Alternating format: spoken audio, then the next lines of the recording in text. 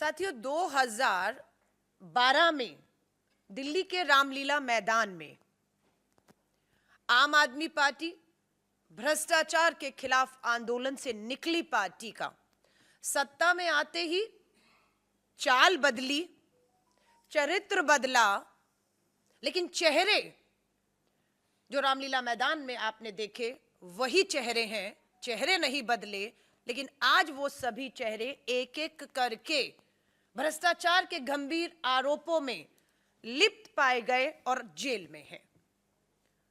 आम आदमी पार्टी का दिल्ली में भ्रष्टाचार और पंजाब में हाथों से निकलती कानून व्यवस्था, एक बार फिर से आतंक का सर उठाना, ये कुछ सबूत आपके सामने पेश कर रही हूं जो हम सबके लिए एक बेहद ही चिंता का विषय बन चुका है। दिल्ली की आम आदमी पार्टी सरकार जो खुद को कट्टर ईमानदार कहती आई है, सबसे पहला विकेट गिरा, आपको याद होगा, दिल्ली सरकार के पहले मंत्री आसिम अहमद। बिल्डर से कमीशनखोरी की बात होते हुए हटाए गए मंत्री पद से और सीबीआई की जांच सौंपी गई। दूसरे मंत्री आम आदमी पार्टी के कट्टर ईमानदार कहे जाने वाली पार्टी के संदीप कुमार किस तरीके से राशन कार्ड के बदले में एक महिला से किस तरीके का फेवर या जबरन करते हुए वीडियो वायरल हुआ, मंत्री पद से हटाए गए। यह है चरित्र। जितेंद्र तोमर आम आदमी पार्टी के पूर्व मंत्री, फर्जी डिग्री में, जिसको दिल्ली के मुख्यमंत्री कहते रहे कि उन्होंने उनके सारे कागज डिग्री देख ली है, लेकिन जब पूरी जांच हुई तो पता लगा आम आदमी पार्टी के मंत्री, पूर्व मंत्री जितेंद्र तोमर की डिग्री फर्जी थी। मंत्री पद से हटाए गए, दोषी पाए गए और चुनाव लड़ने पर रोक लगा दी गई। उसके बाद आता है नाम आम आदमी पार्टी की नगर निगम पार्षद गीता रावत। सीबीआई ने 20,000 रुपए की रिश्वत लेते हुए उन्हें रंगे हाथों पकड़ा और जेल भेजा। उसके बाद नाम आता है दिल्ली के ही पूर्व स्वास्थ्य मंत्री सत्येंद्र जैन जी। फर्जी कंपनी, हवाला, पैसे के लेन देन में आज हम जानते हैं कि तिहाड़ जेल की सलाखों के पीछे पिछले 9 महीने से लगभग उन्हें बेल भी नहीं मिल रही और जेल के अंदर किस तरह की सुख सुविधाएं उन्हें प्राप्त हुई कि जेल ही के अंदर तिहाड़ में नाबालिग बच्ची के बलात्कार का आरोपी, जिसका नाम रिंकू है, उससे मालिश कराते हुए पकड़े गए। बाहर का खाना, हर तरह की सुख सुविधाएं लेते हुए उसी तिहाड़ जेल में पाए गए, जिसमें आज आम आदमी पार्टी के नेता मीडिया में आकर बताते हैं कि उनके एक और पूर्व उप मुख्यमंत्री, सबसे बड़े नेता मनीष सिसोदिया की जान को खतरा है। मनीष सिसोदिया जी किसी छोटे मोटे भ्रष्टाचार के मामले में नहीं, कोरोना महामारी के बीच में जब ऑक्सीजन के सिलेंडर अरेंज करने थे, वो घर घर दारू पहुंचाने की व्यवस्था कर रहे थे। एक के साथ एक दारू की बोतल फ्री। नई शराब नीति आई, भ्रष्टाचार के खिलाफ कांग्रेस ने सबसे पहले आवाज उठाई और उसके बाद जैसे ही सीबीआई मुख्य सचिव दिल्ली सरकार की रिपोर्ट के आधार पर दिल्ली के एलजी सीबीआई को जांच सौंपते हैं, जांच के डर से तुरंत दिल्ली की शराब नीति वापस ले ली जाती है, यह सोचकर कि ये बच जाएंगे। लेकिन आज सीबीआई ने 8 घंटे की पूछताछ के बाद जब मनीष सिसोदिया को गिरफ्तार किया, राहत के लिए सुप्रीम कोर्ट गई आम आदमी पार्टी, राहत नहीं मिली, उनकी रिमांड दोबारा सीबीआई को दी गई और 20 मार्च तक आम आदमी पार्टी के नेता, पूर्व मुख्यमंत्री मनीष सिसोदिया को जेल तिहाड़ में भेजा गया। उसके बाद पता लगता है कि उसी तिहाड़ जेल में ईडी ने भी अपनी लगातार 2 दिन की पूछताछ में ऐसे पुख्ता सबूत और आधार पर उन्हें गिरफ्तार कर लिया है। सीबीआई के बाद अब ईडी की गिरफ्त में मनीष सिसोदिया है। हमारी पंजाब की यूनिट, हमारे पंजाब कांग्रेस के अध्यक्ष, नेता विपक्ष, पंजाब के राज्यपाल को मिलकर लिखित में इस बात की मांग करके आए हैं, जो हमारा मानना है कि दिल्ली की भ्रष्ट शराब नीति के जो तार हैं वो पंजाब और पंजाब में बैठे लोग और सरकार से भी जुड़े हैं। इसकी भी सीबीआई जांच होनी चाहिए, उसे भी सीबीआई के जांच के दायरे में लाना चाहिए। इनके बाद आम आदमी पार्टी के ही विधायक अमानतुल्लाह खान गिरफ्तार किए जाते हैं एंटी करप्शन ब्रांच द्वारा। आरोप है कि वक्फ बोर्ड के चेयरमैन रहते हुए उन्होंने वक्फ बोर्ड की जमीनों के साथ में घोटाला किया, पैसे का लेन देन किया और वक्फ बोर्ड में जो नियुक्तियां हैं वो अवैध तौर से की, जिसके दोषी पाए गए और एंटी करप्शन ब्रांच ने इन्हें भी जेल पर भेजा। मामला चल रहा है। दिल्ली महिला आयोग की अध्यक्ष स्वाति मालीवाल डीसीडब्ल्यू में अवैध नियुक्ति के मामले में कि पार्टी कार्यकर्ताओं की लगातार अवैध नियुक्तियां की गई, नियम कानून के से जो खिलवाड़ किया गया, भ्रष्टाचार के मामले में कोर्ट ने दिल्ली की महिला आयोग स्वाति मालीवाल को भी जो है वो आरोप उसके खिलाफ तय कर दिए हैं भ्रष्टाचार के। ये आम आदमी पार्टी के दिल्ली के भ्रष्टाचार के 8 मामले मैंने आपके सामने रखे हैं। इसके बाद मैं पंजाब पर आऊंगी, पर उससे पहले एक और गंभीर मामला। मनीष सिसोदिया जब वो विजिलेंस विभाग के मंत्री थे, फीडबैक यूनिट जो है वो गठन होता है। फीडबैक यूनिट का जो मूल उद्देश्य था उससे वो भटककर राजनीतिक दलों और उनके नेताओं की गतिविधियों पर जासूसी का काम लेने लगे और उसकी जानकारियां लेने लगे। फीडबैक यूनिट का दुरुपयोग सिसोदिया ने किया है, यह हमारा गंभीर आरोप है। और गृह मंत्रालय से दिल्ली के एलजी को मिलकर दिल्ली के नेताओं ने इसकी भी सीबीआई जांच करने के लिए लिखा है, जिसके आधार पर गृह मंत्रालय ने सीबीआई को सिसोदिया के खिलाफ एफआईआर करने का जो है वो आदेश भी दिया है। इसके लिए 1 करोड़ का फंड भी रखा गया था। मुझे लगता है ये अपने आप में जासूसी का, देशद्रोह का गंभीर मामला एक और है, जो मनीष सिसोदिया को हमेशा के लिए सलाखों के पीछे रखने के लिए काफी है। मनीष सिसोदिया जी की जान को खतरा है उस तिहाड़ जेल में जो दिल्ली सरकार के अधीन आती है, और उस तिहाड़ जेल में क्या क्या सुख सुविधाएं आम आदमी पार्टी के जो नेता हैं, उन्हीं के अभी विधायक और सौरभ भारद्वाज जो मंत्री की शपथ ले चुके हैं, शायद जेल मंत्रालय अब उन्हें दिया गया है, उनका एक वीडियो सुना देना चाहती हूं, जिससे साफ हो जाएगा कि इस पार्टी का किस तरह से चाल और चरित्र बदला, पर चेहरे वही हैं। मैं सिर्फ आम आदमी पार्टी जो कह रही है मनीष सिसोदिया जी की जान को खतरा है, एक वीडियो दिखाकर आपके सामने बताना चाह रही हूं कि कितना खतरा है, ये आप इससे अंदाजा लगाइएगा।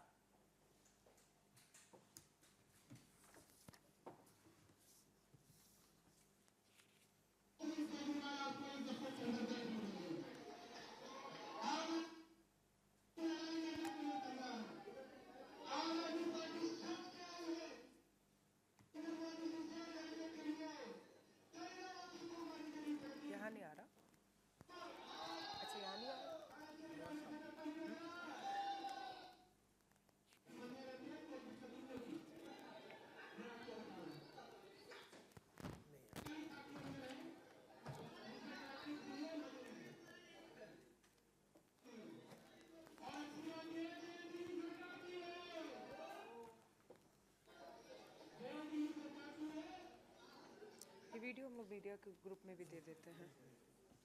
बड़ी स्क्रीन पे नहीं आएगा तो आपने चला दिया वो, ठीक है, हम वो वीडियो आपसे मीडिया ग्रुप में शेयर करेंगे, जिसमें साफ आप देख रहे हैं सौरभ भारद्वाज इस बात का दावा कर रहे हैं, अपने कार्यकर्ताओं को कह रहे हैं कि आपको किसी भी तरह की फिक्र और चिंता करने की जरूरत नहीं, तिहाड़ जेल हमारा है, दिल्ली सरकार के अधीन है, जो जेल जाएगा उसे हर तरह की सुख और सुविधाएं प्राप्त होंगी। यहां से साबित होता है कि मनीष सिसोदिया जी को अगर जान का खतरा है तो वो किससे है, क्योंकि सब जानते हैं मनीष सिसोदिया जी अरविंद केजरीवाल जी के राजदार हैं। मनीष सिसोदिया अगर लंबे समय तक अंदर रहे तो मैं जितना उनका स्वभाव जानती हूं, वो लंबे समय तक चुप नहीं रह पाएंगे, उनकी चुप्पी टूटेगी और उनकी चुप्पी अरविंद केजरीवाल की कुर्सी तक पहुंचेगी। क्यों? क्योंकि आपका नीति शराब नीति को लेकर जो भी फैसले हो रहे थे वो दिल्ली के मुख्यमंत्री की जानकारी में हो रहे थे, उनकी इजाजत से हो रहे थे, उनकी देखरेख में हो रहे थे। मनीष ये जानते हैं सिसोदिया जी की फाइलों पे साइन उनके थे, फैसले उनके विभाग ने लिए, वो फंस गए, लेकिन अरविंद केजरीवाल अपने आप को बचा नहीं पाएंगे, मुझे ये पूरा भरोसा है, क्योंकि ईडी की सप्लीमेंट्री चार्जशीट में भी अरविंद केजरीवाल जी को आरोपी बताते हुए उम्मीद की जा रही है कि अगले कुछ समय में उनसे भी पूछताछ हो सकती है। मैं अब आपको दिल्ली के भ्रष्टाचार पे आम आदमी पार्टी को पूरी तरह तथ्य और सबूतों नामों के साथ बेनकाब करने के बाद पंजाब लेकर चलती हूं। पंजाब के हालात बहुत ही गंभीर और चिंताजनक हो रहे हैं। श्री राहुल गांधी जी ने पंजाब के चुनावों में पंजाब के लोगों को बार बार कहा कि पंजाब एक संवेदनशील राज्य है, पंजाब सरहद से जुड़ा राज्य है, पंजाब में किसी तरह का कोई प्रयोग नहीं होना चाहिए या पंजाब को प्रयोगशाला नहीं बनाने चाहिए, और वो भी ऐसे राजनीतिक दल जो बिल्कुल भी अनुभवहीन है, अनाड़ी है, उसके हाथ में पंजाब सौंपना किसी खतरे से बाहर नहीं होगा। आज श्री राहुल गांधी जी के एक एक कथन पंजाब की जमीन पर सच साबित हो रहे हैं, ये दुख के साथ मुझे कहना पड़ रहा है। पंजाब की सरकार बनते ही सबसे पहला हमला हुआ, राष्ट्रीय कबड्डी खिलाड़ी संदीप सिंह नागल की हत्या होती है 7 अप्रैल को। इस हत्या के बाद अभी आपने देखा सिद्धू मूसेवाला, एक युवा कलाकार की दिन दहाड़े सरेआम हत्या होती है, और उस हत्या की साजिश भी दिल्ली सरकार के अधीन तिहाड़ जेल में बैठकर साजिश होती है। आज सिद्धू मूसेवाला जी के परिवार पंजाब की विधानसभा के बाहर बैठकर अपने बेटे की हत्या के जो दोषी हैं उन्हें सजा देने की और न्याय की मांग कर रहा है। पूरी कांग्रेस पंजाब की सिद्धू मूसेवाला जी के माता पिता के साथ पंजाब विधानसभा के बाहर उन्हें न्याय देने की बात कर रही है। सिद्धू मूसेवाला जी की सुरक्षा में कमी और कटौती बिना सोचे समझे पंजाब सरकार के फैसले ने उन्हें मौत के मुंह में पहुंचाया। और वहीं पर खबर मिलती है कि पंजाब के मुख्यमंत्री की पत्नी को, उनकी सुरक्षा को बढ़ाते हुए 40 पुलिस वाले भगवंत मान की पत्नी की सुरक्षा में बढ़ा दिए गए हैं। सुधीर सूरी शिवसेना के नेता, अमृतसर में 4 नवंबर को दिन दहाड़े उन्हें गोलियों से उनकी हत्या की जाती है। श्री आनंदपुर साहिब में एक एनआरआई युवा जो एक सेना सोल्जर, हमारे जो सिपाही हैं, सोल्जर हैं, परिवार से, सेना परिवार से आते हैं, प्रदीप सिंह, 8 मार्च को उनकी भी श्री आनंदपुर साहब में दिन दहाड़े हत्या कर दी जाती है। अजनाला के अमृतसर में अमृतपाल सिंह अपने लोगों के साथ हथियारबंद तरीके से थानों में अंदर तक घुसते हैं और धमकी देते हैं कि अमृतपाल सिंह और जिनके भी खिलाफ एफआईआर हुई है उसे वापस लिया जाए। चिंता की बात है, अमृतसर एसपी झुकते हैं और उनके खिलाफ एफआईआर वापस ली जाती है और उन्हें रिहा करते हैं। यानी कि दिखता है कि पंजाब की पुलिस ने और सरकार ने पंजाब में पनप रहे, दोबारा से सर उठा रहे आतंकवाद के सामने घुटने टेक दिए हैं। कांग्रेस को चिंता इसलिए भी है क्योंकि पंजाब का वो दौर, आतंकवाद का दौर कांग्रेस ने देखा ही नहीं। कुर्बानियां देकर, तब के मुख्यमंत्री बयान सिंह जी की कुर्बानियों के बाद वहां शांति बहाल हुई और आज उस शांति को एक बार फिर से चुनौती मिल रही है। आप सभी से मैं कहूंगी, भ्रष्टाचार का मामला भी पंजाब में अगर मैं आपको बताऊं, विजय सिंगला पंजाब के ही स्वास्थ्य मंत्री 1% कमीशनखोरी में पाए जाते हैं। सीबीआई उनको गिरफ्तार करती है, जेल भेजती है, लेकिन आम आदमी पार्टी में अभी भी इनका कद बना हुआ है। आम आदमी पार्टी के अमित रतन 5 लाख की रिश्वत लेते हुए पकड़े गए हैं। ये लगातार भ्रष्टाचार के मामले में कहूं या पंजाब में चरमराती कानून व्यवस्था कहूं, हत्या कहूं जिस तरीके से पैर फंसा रही है, ये हम सबके लिए बेहद चिंता का विषय जो है वो बना हुआ है। बात उठ रही है विपक्षी एकता कहां है। मैं हर एक को कहूंगी, किसी भी धोखे में मत रहें। जो अपने आप को विपक्षी बता रहे हैं, वो कितने विपक्ष में हैं, ये आप और हम साफ देख रहे हैं। हमारा मानना है कि कन्याकुमारी से कश्मीर तक 4000 किलोमीटर भारत जोड़ो यात्रा ने एक बार फिर साबित किया है कि पूरे देश में राष्ट्रीय स्तर पर अगर कोई सबसे मजबूत विपक्ष एक खड़ा है आज भाजपा की तानाशाह सरकार के खिलाफ, तो उस एक राष्ट्रीय मजबूत विपक्ष का नाम है भारतीय राष्ट्रीय कांग्रेस, और उनके नेता का नाम है श्री राहुल गांधी, जो किसी तरह के भी किसी भी दबाव में नहीं आ रहे हैं। मल्लिकार्जुन खड़गे साहब भी पूरी ताकत बनकर भाजपा की इस तानाशाह सरकार और उनका द्वारा संवैधानिक संस्थाओं के दुरुपयोग पर लगातार अपनी आवाज को उठा रहे हैं।